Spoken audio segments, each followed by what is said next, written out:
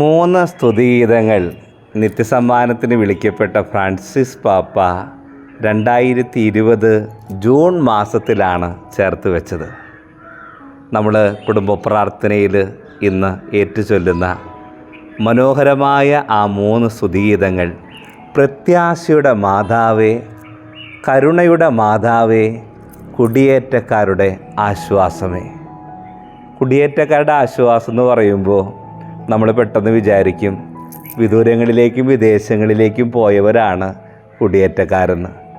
അവർ നമ്മൾ പ്രത്യേകം ഓർക്കാറുണ്ട്. അവരും കുടുംബത്തിന് വേണ്ടി, കുടുംബാംഗങ്ങൾക്ക് വേണ്ടി, പ്രിയപ്പെട്ടവർക്ക് വേണ്ടിയൊക്കെ വിദൂരങ്ങളിലും വിദേശങ്ങളിലും പോയി നാടും വീടും വിട്ട് സ്വപ്നങ്ങൾ മറന്ന് പ്രിയപ്പെട്ടവർക്ക് വേണ്ടി ജീവിക്കുന്നവരാണ്.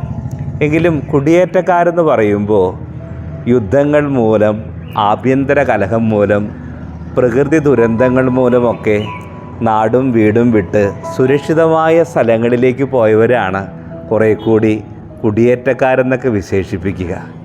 പരിശുദ്ധ അമ്മ തൻ്റെ ജീവിതത്തിൽ ഉണ്ണിയേശുവിനെയും കൊണ്ട് ഈജിപ്തിലേക്ക് പലായനം ചെയ്യുമ്പോൾ ഈ അമ്മ മനസ്സിലാക്കുകയാണ്, നാടും വീടും വിട്ട് സുരക്ഷിതമായ മേഖലകളിലേക്ക് കടന്നു പോകാൻ ആഗ്രഹിക്കുന്നവരുടെ ആ മനസ്സും നെടുവീർപ്പുകളൊക്കെ.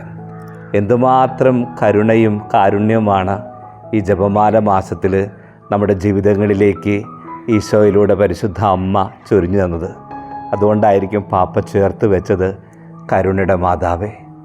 എന്തുമാത്രം പ്രതീക്ഷകളും പ്രത്യാശകളും ആകുലതകളും നഷ്ടപ്പെട്ടു പോയ വിവിധങ്ങളായ ജീവിത സാഹചര്യങ്ങളും നിരാശകളൊക്കെ നമ്മുടെ കാർന്ന് പിടിച്ചു പോയപ്പോൾ അമ്മ പറഞ്ഞു, നീ എവിടെ തളർന്നു പോയാലും, എവിടെ നീ ജീവിതത്തിൽ ഒന്നുമല്ല എന്ന് നഷ്ടധൈര്യനായി പറയുന്ന സമയത്തും നിന്നെ ബലപ്പെടുത്താൻ നിൻ്റെ കരങ്ങളിലേക്ക് ഞാൻ ചേർത്തുന്ന സമ്മാനമല്ലേ, നിൻ്റെ പ്രതീക്ഷകൾക്ക് പുത്തൻ പ്രകാശം നൽകുന്ന എൻ്റെ ജീവിതമല്ലേ ഈ ജപമാല. എന്നെയും എൻ്റെ തിരുക്കുമാരനെയും ചേർത്ത് പിടിക്കുമ്പോൾ നിൻ്റെ ജീവിതത്തിൽ ഒരു പ്രത്യാശ ഉണ്ടാകും. പാപ്പ ചേർത്ത് വെച്ചു പ്രത്യാശയുടെ മാതാവേ. ഈ 3 ലുത്തിനിയകളും ഇന്നു മുതൽ നമുക്ക് ചേർത്ത് പിടിക്കാം.